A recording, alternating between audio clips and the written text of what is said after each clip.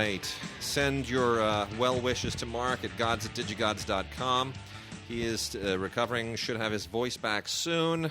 Really took a tough one there. So, Tim, thanks again for sitting in. Anytime particularly when Mark is actually sick and not just so roaming around. He'd say he was sick and he'd be at a Mets game. You know, last week we neglected to pay tribute to Gene Wilder, who left us a little over a week ago.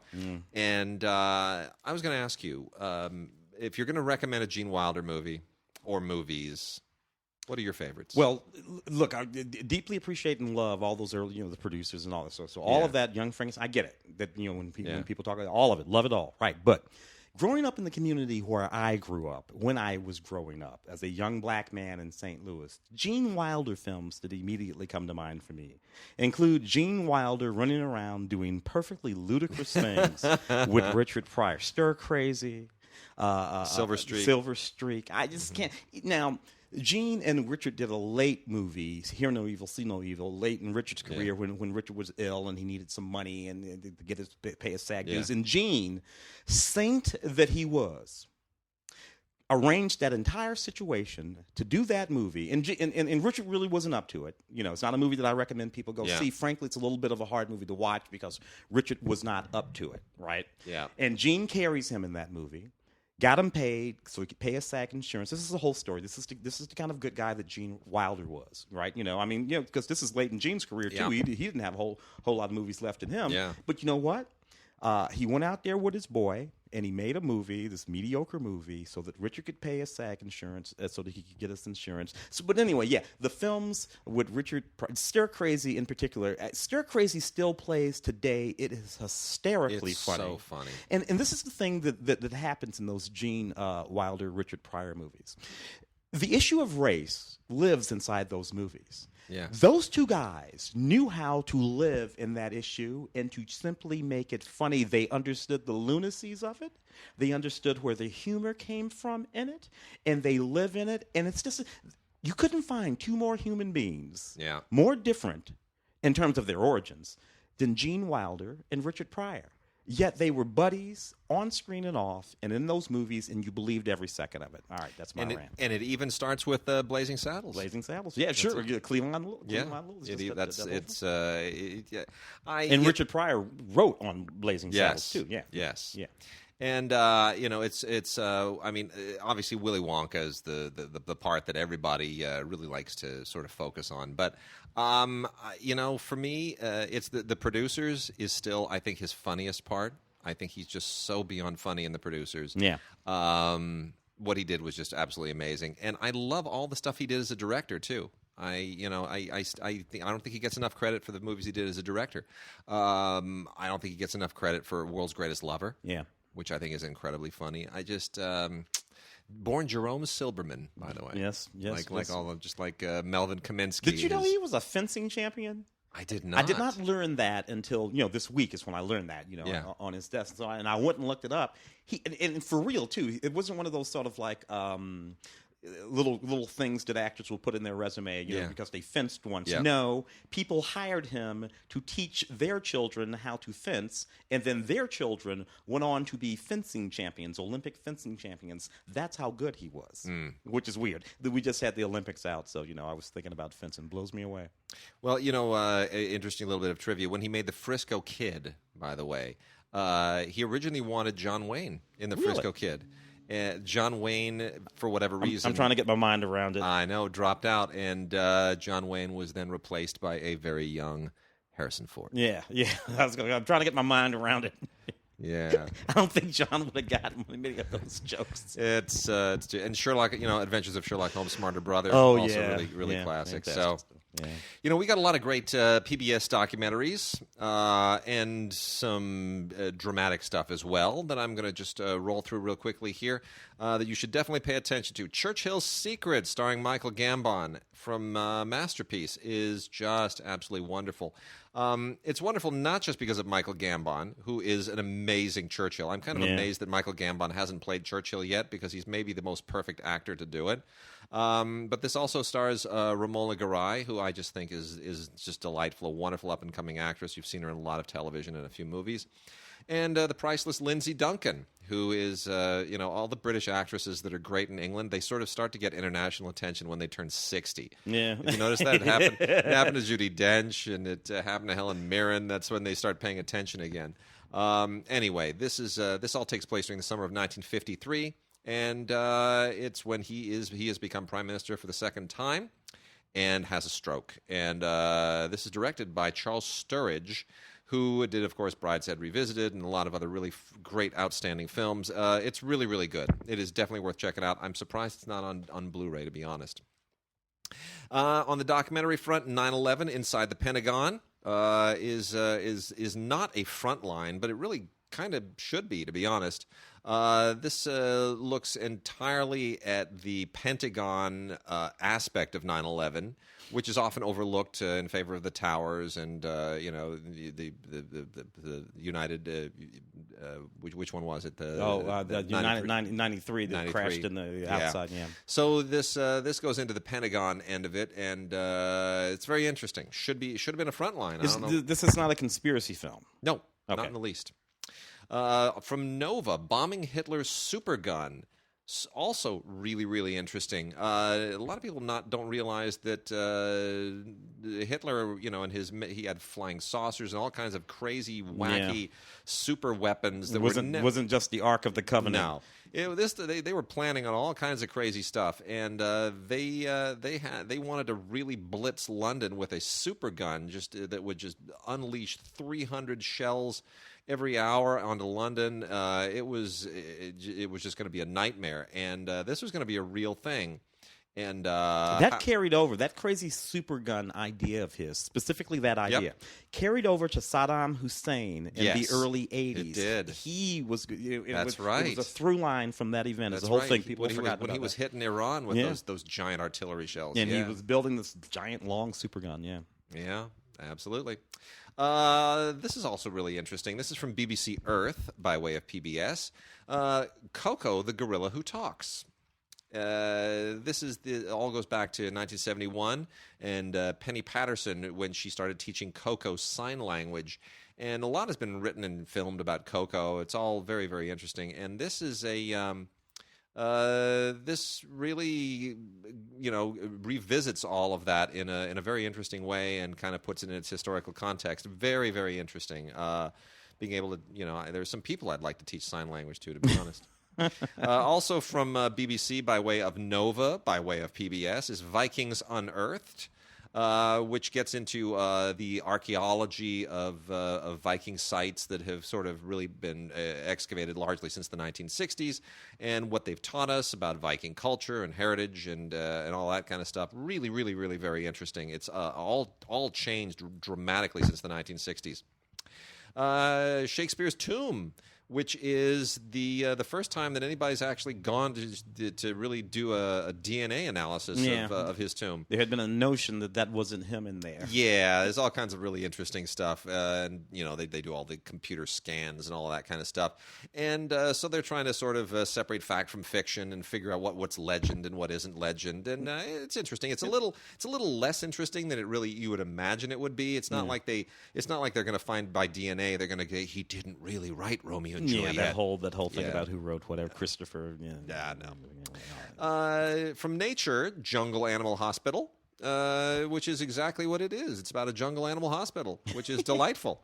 It's a lot of cute animals and people doing wonderful things for animals, and it's not going to change the world, but it's really sweet, and it restores your faith in humanity because we do wonderful things for animals who need to have things done for them. From the Secrets of the Dead series, Teotihuacan's Lost Kings. There's so much stuff with Mesoamerica that is just still so mysterious, and this is about a bunch of scientists and archaeologists who go to the tombs that are underneath the ruins of Teotihuacan in Mexico and try to do a little bit what they do in the Viking thing and sort of put together figure out what the ruins were used for and what these people did, and see if they could find archaeological and DNA evidence that would help piece together that civilization. It's very interesting. Here's a killer Frontline, and it's heartbreaking. It's life-affirming and heartbreaking at the same time. Children of Syria. This is about a single family of refugees, And it sort of uses them as a microcosm of the migration and refugee crisis, which has just only gotten worse over time. And specifically looking at these 4 children over the course of 3 years, this has been they've made this, and it's just gut wrenching because there's just no end in sight for the suffering of these people, but. You do get a sense of hope that these kids are going to be okay, and maybe some others in their wake will be as well. But it's they took their time to not rush this, and it really is quite good. The Secret History of ISIS is another Frontline that pieces together. This is the who created ISIS and who didn't has become kind of a political football this season. First of all, I haven't issue with the use of the word ISIS with respect to that's part of it too. I have a real problem with that. Our president calls them Daesh and ISIL, which makes more sense to me. But irrespective of that, the people in the region, generally speaking, refer to that group as Daesh. Yeah, it's insults. It's an insult. It's a pejorative term. Over the course of the history, play on words too. Yeah, it's a very complicated thing, and certainly ISIL makes more sense. ISIS, of course, refers to a number of people, including a wonderful Saturday morning character that I watch, and I don't like having her sullied by that. I agree. Yeah. A lot of interesting interviews here. A lot of great classic footage from days and wars past, and they put the story together very, very effectively and efficiently. And then there is another Secrets of the Dead, another tomb thing. This is Cleopatra's Lost Tomb. This is a bit more sensationalistic. There's a lot less to learn from her tomb than there is to learn from tombs of Mesoamerican kings and people and Vikings. But it's interesting. Kathleen Martinez, who is an archaeologist who used to be a criminal lawyer. I don't know how you make that career jump. She kind of hosts this thing, and it's interesting if not revelatory. And then lastly, on the fiction front, is the finale of the series Vicious, which has just been absolutely wonderful. And I recommend this just because it has Derek Jacobi and Ian McKellen in it, and they're just fantastic. They're absolutely fantastic, those two. Really, really beautifully done. Great series, and can't get any better. Great supporting cast. So Derek Jacobi and Ian McKellen, two of our priceless, treasured British actors, in a wonderful, wonderful finale to a great series. Yeah, I love that series. Ian McKellen in particular is wonderful. Oh, so good. What do I got over here? I know everybody's been waiting on this. Collector's Edition, Blu-ray, 3D, digital HD, Captain America, Civil War. Look, I poke a lot at these big Marvel and DC movies, as they've come out.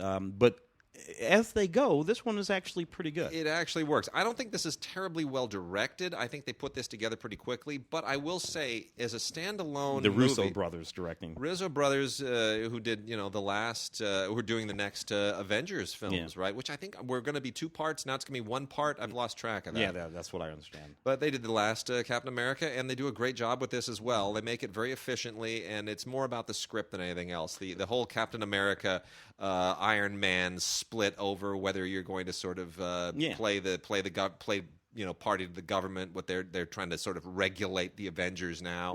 So we don't get any more stuff wrecked. We don't wreck any more cities. It's interesting to me that in this storyline, and it follows the storyline of that actually happens in the Civil War. In the graphic novel, comic books, right? But it was always interesting to me that it was Captain America, right? This is. I wonder if people know. I think I mentioned this in my written review of the film, that it's Captain America in that storyline who is the person who is reluctant to fall in line with an organizational sort of oversight thing. Mm-hmm. Now, this is Captain America, who is in the Army, a captain in the Army. If anyone on the planet would be inclined to engage in a sort of authoritative, it would be the captain. Yeah, it would. He's been in the military his entire life. If you're somebody who wouldn't want to fall under government authority, it would be the billionaire. It would be the billionaire Tony Stark. Why would he want to do that? So that little reversal there is something that always struck me as fascinating. And this is full of everything. Bonus features of every sort that you can think of, including audio commentaries, a gag reel, deleted scenes, and extended scenes. Anyway, for the completionist of the Marvel series, Captain America: Civil War, the Collector's Edition, good stuff on Blu-ray. Popstar, Popstar Never Stop Stoppin'.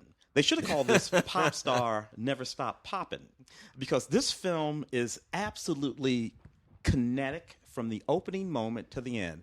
There's never a moment in this film where someone is talking, dancing, jumping, falling down, being hit by something. There's never it's just a relentless movie, making fun of mostly Justin Bieber and that. Relentless in a good way or a bad way? Relentless to my mind in a bad way. If this film would stop to let you take a breather every now and again, you'd probably find some of these jokes funny. But when it's completely relentless, you don't have time to laugh at a thing. Yeah. It was actually funny. Something just happened that was funny. Somebody said something funny. Something happened funny. You'd like a beat to absorb the funny moment, but you can't, because we are off to another joke. And frankly, it's the sort of undermining thing of this film. Ultimately, deleted scenes, gag reel, music videos is funny. This DVD Blu-ray release is relentless. Mm-hmm. Backstage stuff, shooting hoops, Turn Up the Beast backstory. That's the name of the thing. Featured commentaries from Andy Samberg and Avi Schaefer and Jekyll. Everybody's completely relentless. The movie didn't do as well as I thought it might. The Conjuring 2. This is what bugs me about the Conjuring films here. The Conjuring. I like the first one. I like the first one. I like this one too. I like. They're both pretty good, and they're well-made horror films. But the thing that bugs me, they say, the next true story in The Conjuring, the true story of. The thing about the Conjuring films, the first one and this one, they're not true stories. Okay, none of this crap happened anywhere. But they make decent horror movies. Vera Farmiga's quite good in it. Special features, a wonderful little documentary about the crafting of The Conjuring 2, some deleted scenes, and a few other things. So, The Conjuring, if you like the first one, you'll probably enjoy the second one. This is the Blu-ray, which is pretty good. So, got a couple from Film Movement. Both of them really, really good. This first one was at Sundance. It is called Take Me to the River, directing debut from Matt Sobel. It was a great eye. And essentially about a gay teenager who is sort of facing all the issues that you would expect a gay teenager to face, except they are during a family reunion, and in Nebraska, no less. So this is dealing very much with character issues, family issues, broader family issues. I like Logan Miller. That kid, the young kid that plays the lead in this, he's very good. Really, really good. Matt Sobel and his stars, Logan Miller, Robin Weigert, do the commentary, and then there are cast interviews with Logan Miller and Robin Weigert. It's a good, solid film. Film Movement made a great move picking this thing up. Some really interesting supporting performances. Azura Sky is also very, very good. Elizabeth Franz, Josh Hamilton. It's a good little movie. And then The Automatic Hate is another a festival pickup for Film Movement. They grabbed this thing after South by Southwest, which is fast kind of becoming on par with Sundance and Telluride, frankly.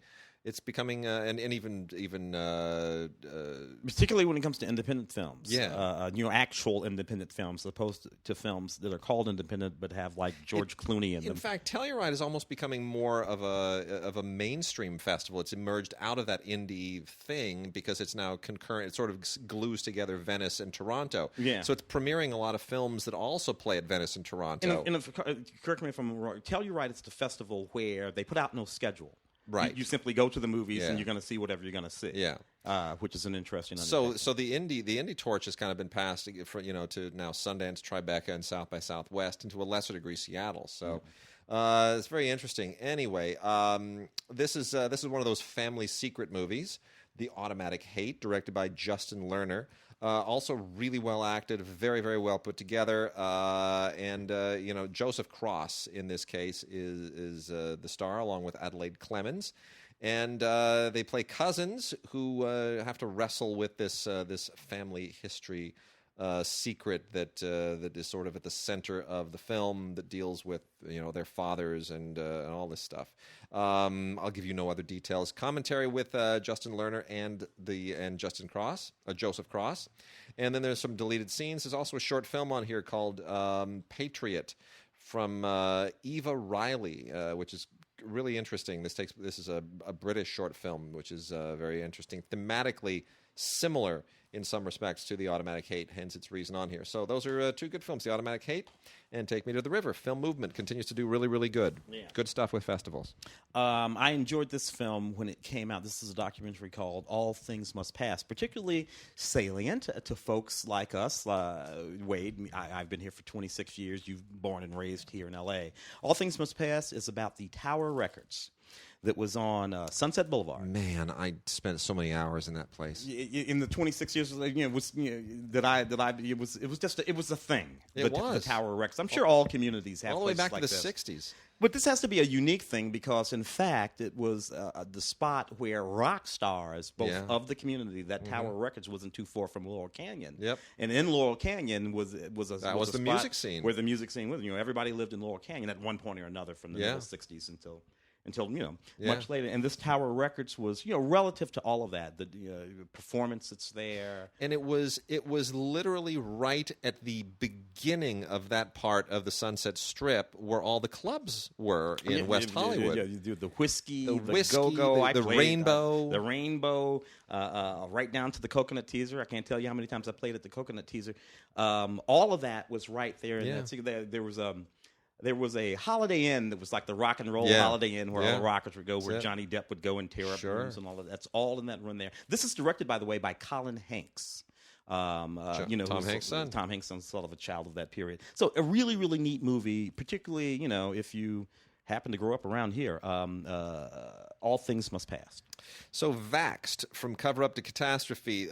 This is that very, very controversial anti-vax documentary that became a big deal at Tribeca. Yeah, and it was in, and then it was out, and it was back. Yeah. And a lot of people are not happy about this film. This is from Cinema Libre, who Cinema Libre takes chances with documentaries. They tend to be of a very progressive nature. That's sort of their brand. So it's interesting that they have elected to get behind this film.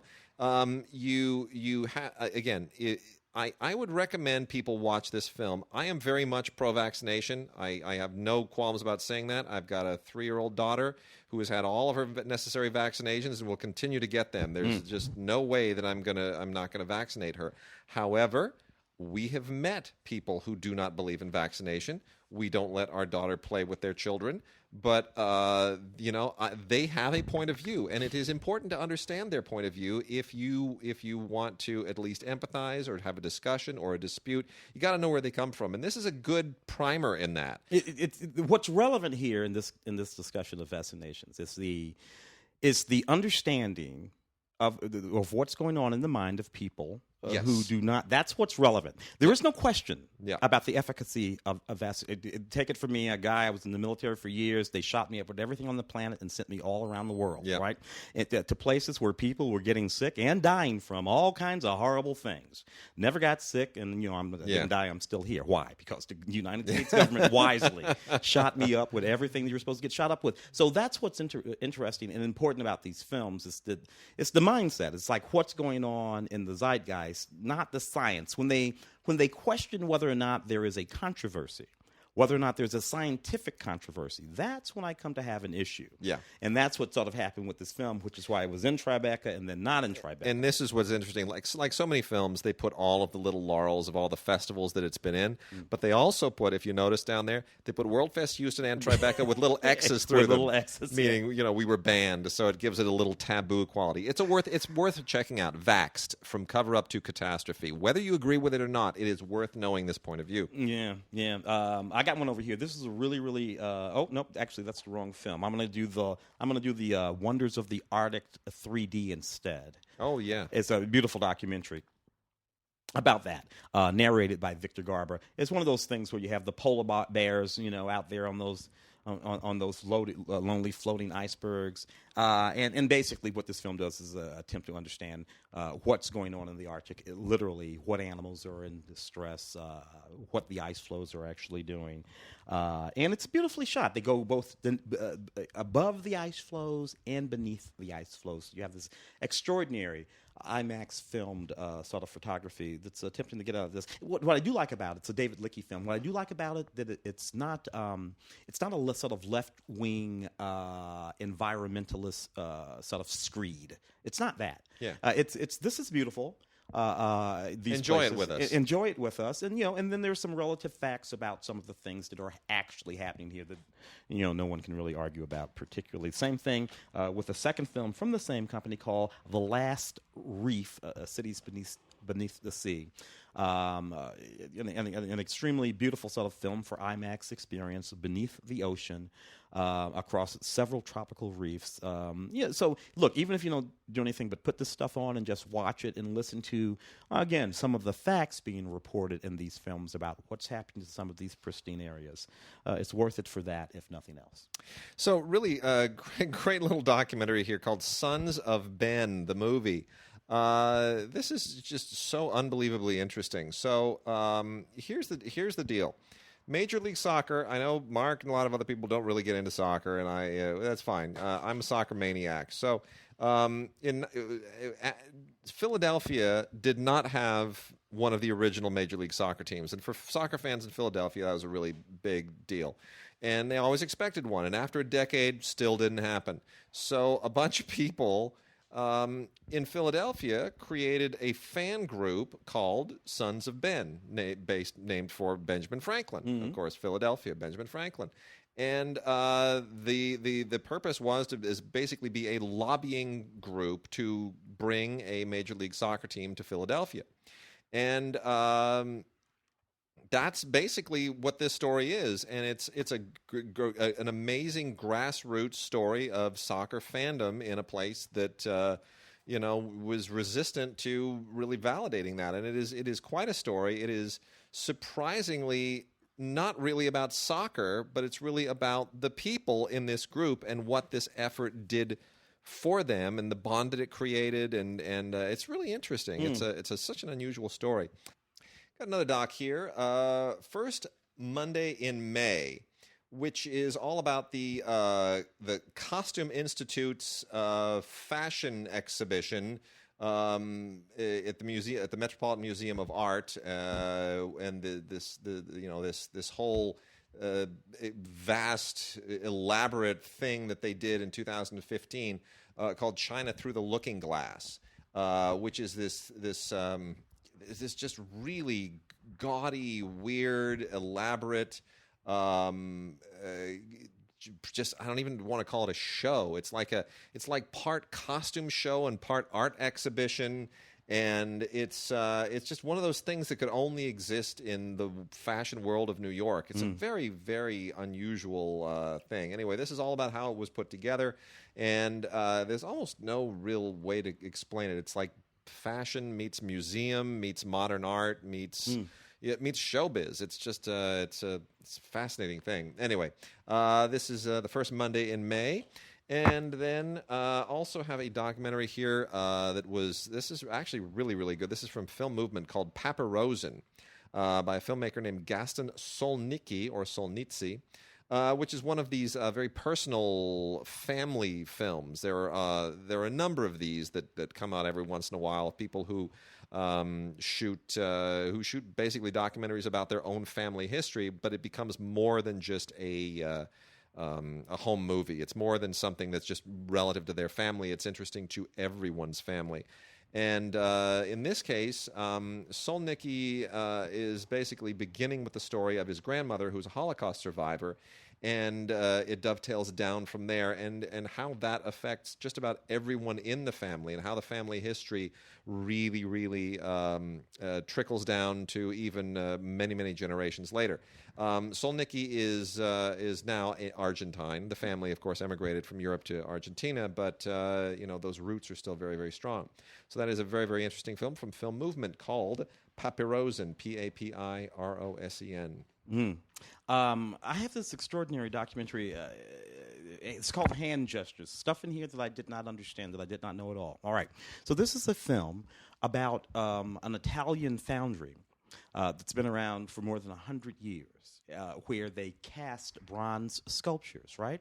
I did not know that bronze sculptures are made today exactly the same as they were hundreds of years ago. Yeah. And I had the chemical ingredients, the smelting of the metal, the way that they are cast are done, and they're taught by artisans. You can't go to college and learn how to do this. It's an artisan thing. And it's absolutely extraordinary. That's what this film is about. Hand Gestures, a film by Francisco Clarici. And it's a perfectly beautiful film that, what can I tell you, educated me about something that I didn't understand at all whatsoever. It's a DVD, by the way, from, what is this, Kino Lorber. Here's a doc that I really enjoyed a lot, even though it is clearly kind of a puff piece. It's Tab Hunter Confidential. Tab Hunter, for those who don't know, was one of the original kind of hunky beefcake actors of the 1960s. And he was also very, very gay, so they had to keep that under wraps, and he didn't have a problem with it. While being a heartthrob. While being a movie heartthrob, the whole thing, I mean, it's not an original Hollywood story that we just know from Rock Hudson on all the way back to, Cary Grant and numerous others. If you were gay or you were bi, that just was not something we were going to market. You had to accept the image that we wrote for you at the studio publicity department. So in 1950s is when, Tab Hunter becomes this huge box office star, and has a little bit of a music career as well. And this is essentially a he has had a relationship with his one-time producer for forever. And that they made this movie together, and it's based on his book, and this goes back and sort of tells the story of how he juggled the issues of his sexuality and his career, and how they kept it under wraps. And this is all during that sort of L.A. Confidential period. Absolutely, and how who was willing to play along, and what actresses were willing to always be party to maintaining the facade. It's really quite interesting. It doesn't really get scandalous. It doesn't break new ground. So it doesn't get gossipy, but it also isn't really intellectual. It doesn't really deal with the industry, with the how would I put it, the politics and the structure of the industry that maintains this mentality even to today, or the economics that dictate it. It doesn't really get into any of that. It just wants to focus on Tab and what a great guy he is, and how well adjusted he is, and how happy he is. And that's wonderful, because Tab Hunter is, you leave this doc just having nothing but admiration for how incredibly comfortable in his skin he is. Yeah, He's totally okay with this. He's not hiding from anything. He never really did hide from anything. He just didn't cop to it. Which is really an interesting angle. So that's Tab Hunter Confidential. Still to this day, Rupert Everett. Rupert Everett's career. This is a contemporary actor. Rupert Everett from Being in Earnest and all that kind of stuff. So from the time Best Friend's Wedding, all that kind of stuff, right? So Rupert Everett, a movie star at a certain period. After Rupert Everett came out, and he came out, it wasn't always everyone always knew he was gay, but there was a moment when he actually came out. It changed the dynamic of his career. Rupert Everett didn't get leading man romantic lead roles anymore. He was planning to do a James Bond spoofy knockoff about a James Bond spy figure who was gay right after My Best Friend's Wedding, and that obviously never happened. Yeah. So that doesn't work if the guy playing Bond is actually gay. Yeah. Then it's just a gay movie. That's Hollywood, baby. From BBC Earth, The Hunt. This is from the same folks who made Planet Earth and Frozen Planet and all those wonderful sort of films, narrated by David Attenborough. The interesting thing about this movie is that it is in fact about predators and prey. It's about how different animal groupings across the world engage in the act, the very sort of natural act of hunting down their prey. Look, this is not light watching for folks who are squeamish about this kind of stuff, but for folks who are interested in the way the natural world actually works when it comes to some of these things, you'll find out some fascinating things here. But you don't want to just pop this in with the kids. No. The Hunt from BBC Earth. I also have here Skyline. So in 1979, Arthur C. Clarke wrote this novel. And the concept of the novel, there is this space elevator, literally an elevator, connected to the Earth that extends all the way into space up to a space station. There's all kinds of complicated stuff involved here. Yeah, that would be. Yeah, but the thing of it is, while it's science fiction in the context of that story, it's not really science fiction. It's a thing that lots of folks have thought about doing for years. There are all kinds of reasons why that would actually work. And this little doc here is about a bunch of people who actually intend to try to build one. These sort of Jeff Bezos, sort of like Elon Musk types who believe that, in fact, a space elevator could be built. And there are all kinds of good reasons to actually do it. This doc sort of talked about all of that. These guys are not rich like those guys. These doctors, Dr. Bradley and Dr. Edwards. But the math that they do and the concepts that they have are really super interesting. And, man, I got to tell you, if you're a science geek and nerd like me, this kind of stuff is fascinating to you. So check it out. This is also from Kino Lorber, Skyline, the Space Elevator documentary. And then I have over here Hockney, a film by Randall White. David Hockney, of course, being the extraordinary Los Angeles-based artist who is fascinating. And who is, by the way, Fernando Trueba, the Spanish director of the Oscar-winning Belle Epoque and many other fine films, is mad about Hockney. Just want to point that out for any Fernando Trueba fans. Well, what happens in this film is Hockney takes the director, Randall White, on a deep and very specific walk through his own personal archive of art that he's done over the last 50 years since the 1960s. So you get to see in this documentary art that no one has ever seen except David Hockney. Work that he's done that he's never shown anyone, you get to see in this film, which is just fascinating, particularly if you're a bit of an art geek fan, as I happen to be. So check that one out. This is from Film Movement, Hockney, a film by Randall White. We have got a lot of really interesting classic films today, and I'm going to go first through the this month's lineup of Olive releases. Olive has licensed, once again, a fascinating collection of titles. A lot of really, really interesting kind of exploitation stuff this month. Really, really interesting stuff. The first one is The Monster of Piedras Blancas. Now, this has a really gory artwork on the cover of this kind of creature from the Black Lagoon looking monster holding a decapitated human head. The title, The Monster of Piedras Blancas, means the fiend that walks Lover's Beach. That is the subtitle to the title. That is effectively what it is about. Clearly very much inspired by the creature of the Black Lagoon. This is from 1958, right smack in the middle of the exploitation film moment, and it is all about this little tiny community, Piedras Blancas, that suddenly is facing what would normally be a serial killer problem, but it of course turns out that there is a monster responsible for doing all of this stuff, and it's again very much a knockoff of the creature from the Black Lagoon, but rougher, tougher, gorier, and with some really interesting socio-political subtext to it. But is Adrienne Barbeau in it? No. Okay. Well, another one. Yeah. So that is one that they just it's a really fascinating curiosity that they went and dug up. The Barbara Steele and Robert Fleming also star in The Horrible Dr. Hichcock. That is Hitchcock without a T. H-I-C-H is how they spell it. I'm sure because they were probably afraid of some kind of a lawsuit. This is a proper lawsuit. A proper lawsuit. This is getting down to the end of the exploitation era from 1964, and clearly owes a little something to the Gothic films of Roger Corman.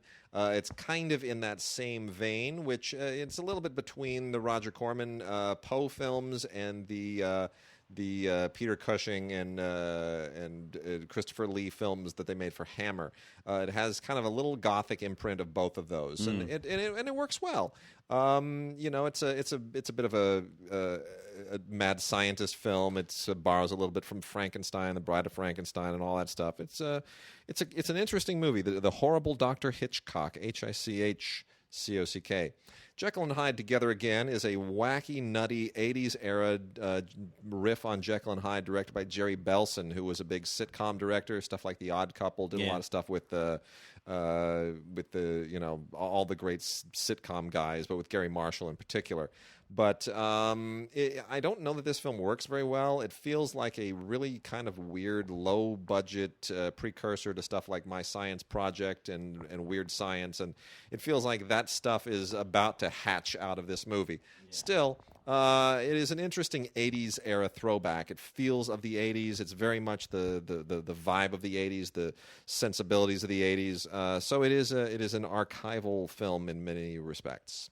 Another favorite of mine when I was growing up, Lucille Ball and Henry Fonda in Yours, Mine, and Ours. This is, she's got 8. This is like the Brady Bunch on steroids. This is just terrifying. He had 10 kids, she had 8. They got together, and suddenly they got a family of 20 people. I still love that movie. It's just a crazy, crazy movie, and the only reason it works is because the director, Melvin Shavelson, is a really, really good director and was able to juggle 20 people and all of the madness that kind of a plot entails. Does a really good job of it. And Lucille Ball and Henry Fonda, just both of them great actors. 1968, they're both well past their prime. Yeah. But they're perfect for something like this. Yeah. The movie is really about all the kids running around and everything that they're doing. Yeah. Absolutely. And of course he's a Navy officer, so that adds, a little bit. There's kind of a little bit of the Sound of Music thing there. The naval officer who can't really control his own family. Yeah, it is. It's very much of its day, and it's a lot of fun. It's based on a book, which I'm completely unfamiliar with. But Tim Matheson shows up in this thing. A very young Tim Matheson, Tom Bosley, Tracy Nelson, Morgan Brittany is even in this. It's a lot of fun. And then the last 2 regular Olive titles are real novelties. Commando Cody, Sky Marshal of the Universe. This is 12 episodes in this fascinating 1953 serial, which is, it's kind of like, it clearly does not want to be Buck Rogers or Flash Gordon. It clearly wants to be cooler than both of them. It wants a hero who's a little bit more of a... less of a kind of a space guy who's just trapped by circumstance and a little more of a proactive hero. That was the idea here. And it's very easy to see where the Rocketeer came from, because the Rocketeer is completely a descendant of Commander Cody. Oh, yeah. So Commander Cody is really, this is a great serial, a lot of fun. People who love these serials of the 1950s will really enjoy this. This is, I think, one of the better ones from the era. Judd Holdren, Aline Town, Craig Kelly, and Gregory Gay star in this. And then the last regular Olive title is a discovery I cannot even believe is on Blu-ray. This is Cecil B. DeMille's The Captive. This is from 1915. A lot of people thought this film was dead and buried, impossible to find, and they have found it and done quite a nice job with it. This is a silent era legend that is essentially a melodrama about a family during the Balkan War of that period, which is it amazingly reflects a lot of what's going on now. Issues with Turkey and the Balkans, and religion doesn't play a huge part in this, but it is in subtext. Really, really interesting. Very well done. Very epic. Really reveals DeMille, even as by 1915, as a guy who he was on his way to making bigger and better films, more elaborate films. Really, very, very skillfully put together. So that's just a beautiful discovery. 1915's The Captive by Cecil B. DeMille. A lot of people forget that even at the beginning of the film industry, there was an international film market. In fact, the film market has always been international, and people have always been interested in those big sort of transcontinental stories. That was always there. What else you got over there? Oh, this is from Slasher Video. Mankillers. You know what? This is just a lot of fun. If you like movies about women who are just... this is sort of the descendant of the women in prison movies. Yeah. Now these are women who are just armed to the teeth with paramilitary weaponry, and that's how they wreak their revenge. This is an exploitation film of the 80s in the trauma mold. This is 1987, and it's just girls with feathered hair, those 80s hairstyles, lots of guns, and unleashing hell. It's ridiculous. It's silly. It's not quite on a trauma level. May as well be, but you know what? Pretty great. I enjoyed it just the same. I remember this one that I have here. Speaking of trauma and that whole level of movies, this is a Charles Band film. Yep. From that whole group. It's called Maelstrom: The Destruction of Jared-Syn. There was a whole series of these films that those brothers put out back in the day on a desert planet. The warlord Jared is trying to convince mutants, blah, blah, blah, whatever the hell. Doesn't really make any difference. These movies were a lot of fun back in the day, and I remember really thoroughly enjoying them at the time. And frankly, watching these movies back in the day, which were all just sort of knockoffs of big studio movies of the same themes and the same, in the way that movies like Ice Storm with Peter Strauss was really just a knockoff of Star Wars. And so you would have that happening all the time. This was the next level down. So you had the big movies, then you had the sort of like B studio knockoffs of those movies, and then you had the sort of like independent C and D studio knockoffs of the knockoffs. Oh, it was ridiculous. But you could actually make. We were talking a little bit earlier about one of your friends, the interview. Oh, from last week. From last week. Yeah.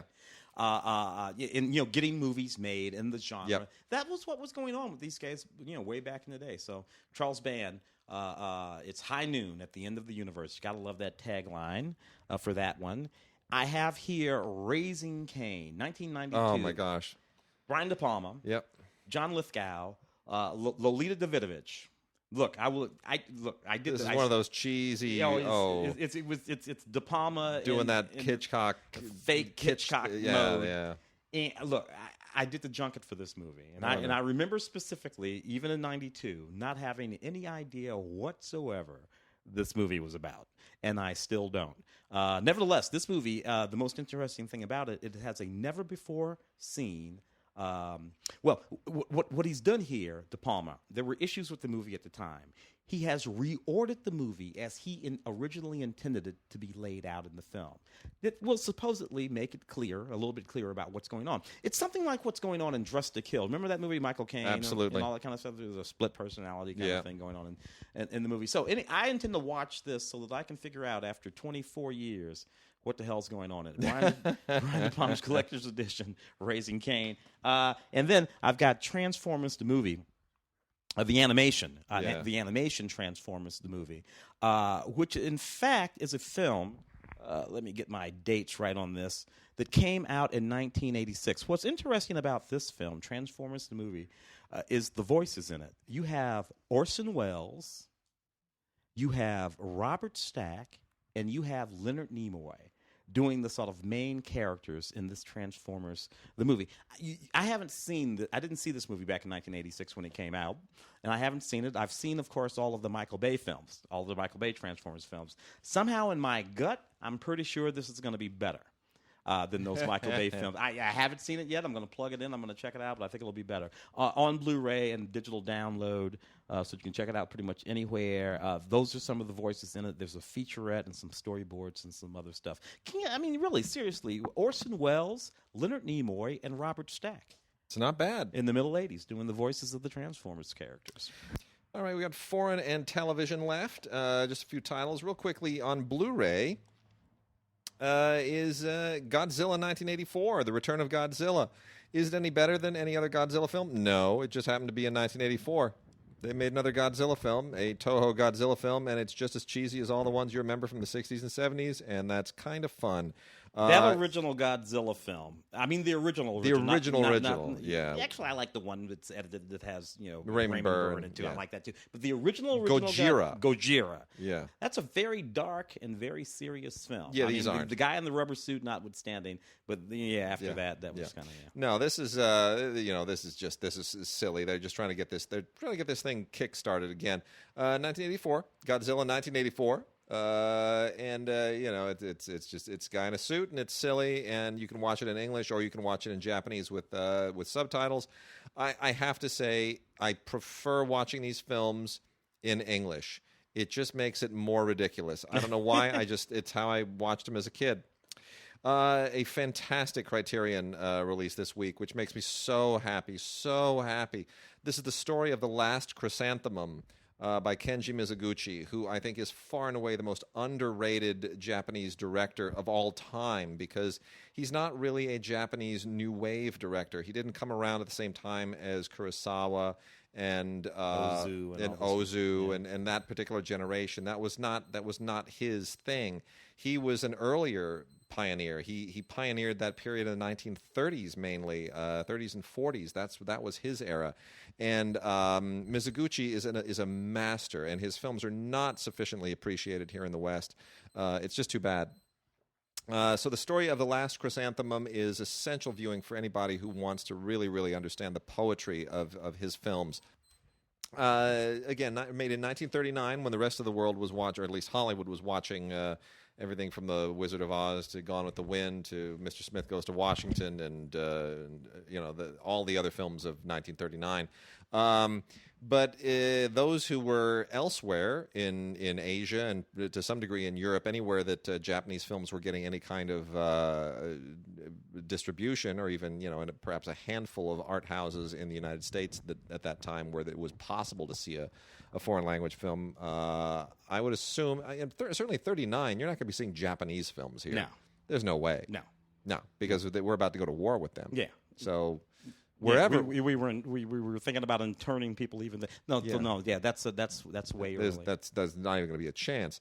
So wherever you had a chance to see this film, I'm going to assume that Mizoguchi probably did not. That may be a good reason why he just missed.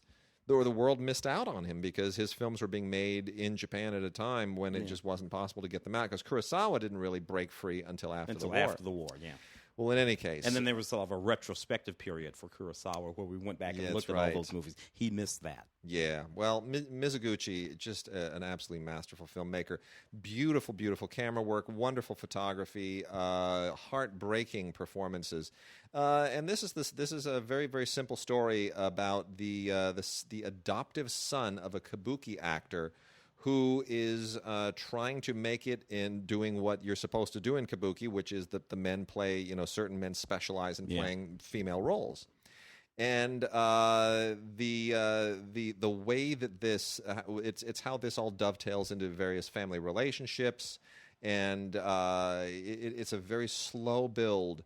Much like kabuki is as well, but it really where it goes is extraordinary, and you can see where many other Japanese filmmakers of subsequent eras, especially the New Wave, like Oshima and Ozu, to a lesser degree Kurosawa, but certainly many of the others who made the more humanistic films, where they sort of took their inspiration. It is Tokyo Story and Tokyo Story. You can draw a straight line. You can draw a straight line. It's absolutely beautiful. So Criterion has done us a great favor with this Blu-ray of The Story of the Last Chrysanthemum. I hope this bodes well for many more Kenji Mizoguchi movies to come. And then lastly, we have some MHZ television stuff. Great foreign language titles. Nicolas Le Floch, Volume 3, Episodes 11 and 12.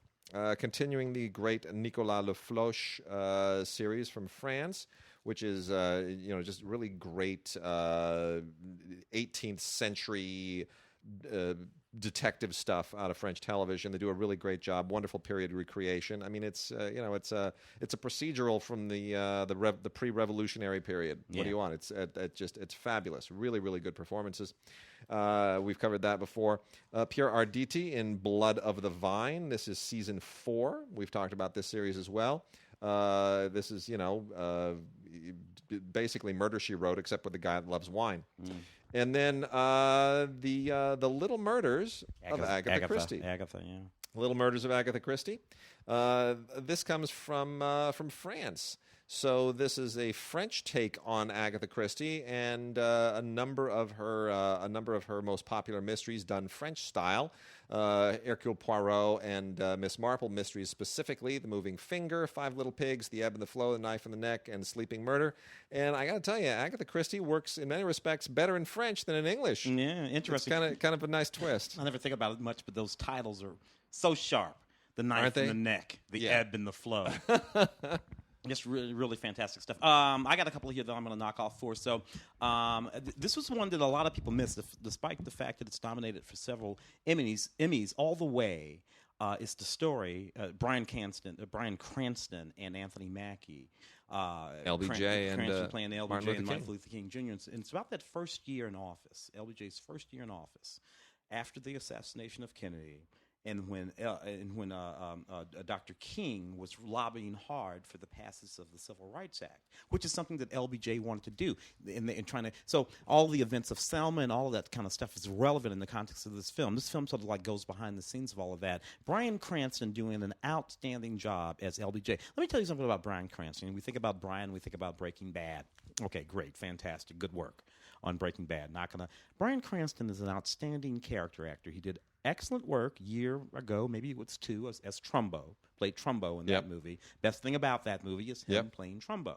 Character actor, right? Here, he plays a dead-on LBJ, right? Just an outfit. You run through Bryan Cranston's career, and what he really is a chameleon.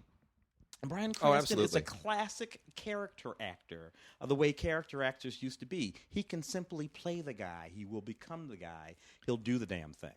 How much of this film? Because I had the feeling that this film came too closely on the heels of Selma. It's exactly right. People were too ready to compare. Who's the better LBJ? Who's the better MLK? Right? That was too much. There needed to be a little more breathing time between the two. And in a certain way, if you're a political person, this is a bit of a corrective to Selma. Selma is too harsh on LBJ. Yeah. Selma, for dramatic reasons and purposes, and I love Selma. I gave it a great review when I wrote it. But as a person from a particular era and political mindset, that history was the history that I know. LBJ is a very interesting character, but one thing LBJ wanted to do was pass that Civil Rights Act, and Selma's a little too hard on him. This movie sort of corrects that just a wee little bit. I've also got The People versus O.J. Simpson over here. I'm going to admit something right now. Didn't watch a single episode of it. Neither did I. What the hell would I do that for? Yeah. You and I, we were here. Yeah. I watched O.J. You could from your house. You could probably see O.J. I had I had a friend visit around that same time that I had to give the O.J. tour to. She came in from Sweden. A friend that I'd met in the Cannes Film Festival, and the first thing that she wanted to do was go to Disneyland. No. Go to SeaWorld. No. I want to see the OJ tour. I was like, really? You want to see like the what do you want me to take? Well, take me. Actually, you know where the first thing she wanted to see? She wanted to see where the riots happened, the Rodney King riots. I was like, really? This is what you want to see in L.A.? You want me to take you past like the burned out facades of okay, fine. So I drove her down Crenshaw. And then she said, now let's do the OJ tour. I was like, okay, let's go to Rockingham. There, that's the house. Yeah. It's a very strange thing. But I must say that, because I wanted to. Yeah. I was thinking about it in sort of historical context, and I sat down and I thought to myself, what the hell am I doing? This is my actual history. I'm sure that these performances are fine. The casting alone made me cringe, and I'm sure Cuba is really good in it, but I can't. Act, but I can't. I had John Travolta as Kardashian. Who knew what his spawn would go on to do? If I'd have known that was going to happen, I'd have convicted OJ. Oh, what do you got over there? Okay, I got a couple on DVDs. CSI Cyber, the final season. You know why it's the final season? Because CSI is already so far removed from real police work when you're looking through microscopes that when you move it to the level of cyber, there's no real police work going on here. This is all detective work in a lab, and even though you have good actors here, even though you have Ted Danson, even though you've got Dawson. I gotta quit doing that.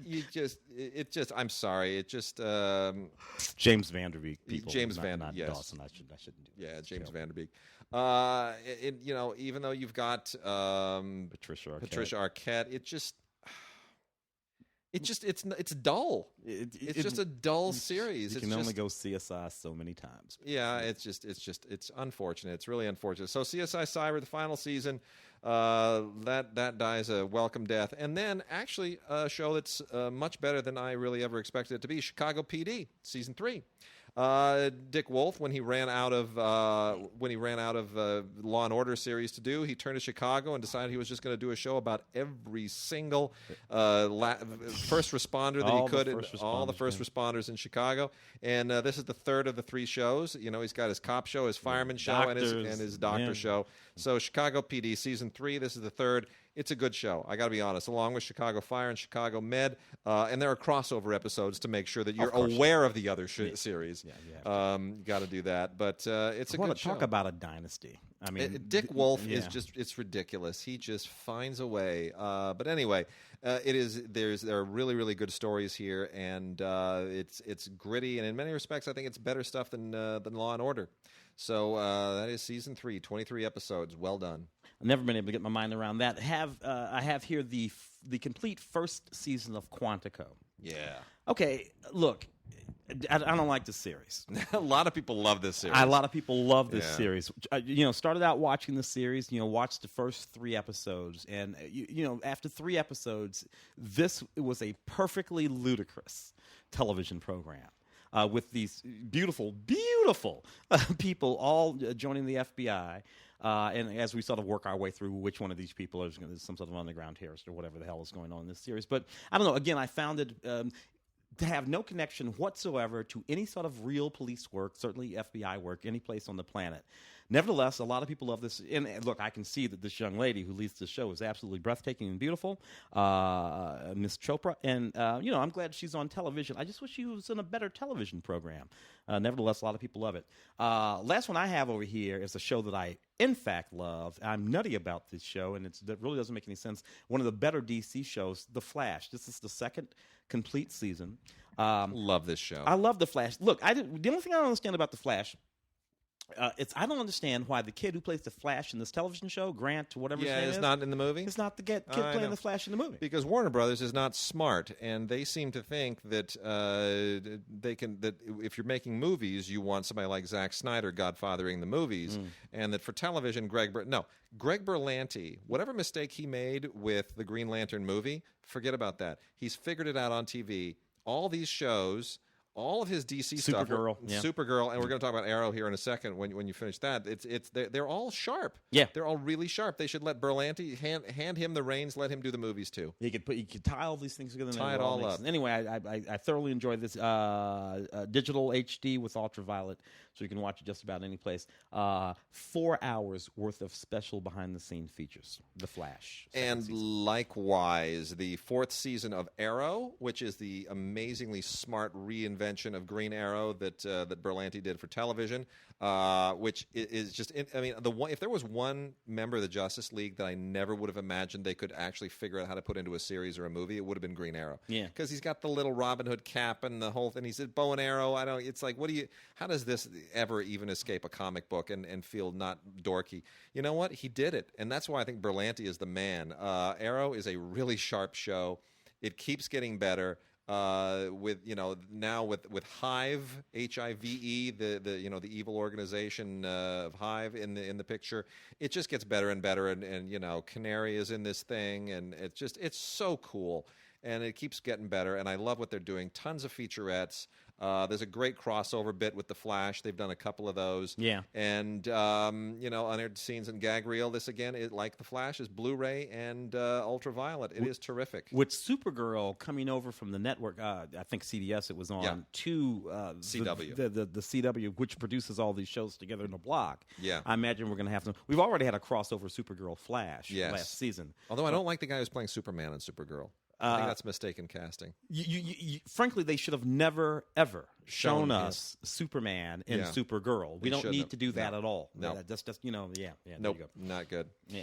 And then, you know what? Supernatural is now in its 11th season. The 11th season is just ridiculous. It's gone so far into heaven and hell and God and Satan. It gets so far. And the demons. Oh, and the it's devil, so crazy. Not quite the devil and the devil's mother. But how is it that the Night Stalker, Kolchak the Night Stalker, which couldn't even last a season with its really well-written scripts, Darren McGavin. How did that show not last a season, and then a really silly knockoff with these goofy young millennial faces? Yeah. How does this last 11 seasons doing a half as good a job at the same stuff? Yeah, there you go. Yeah. I don't understand. Best thing about that, they have a wicked chivy. Yeah. Well, anyway, this also has this is also Blu-ray and ultraviolet.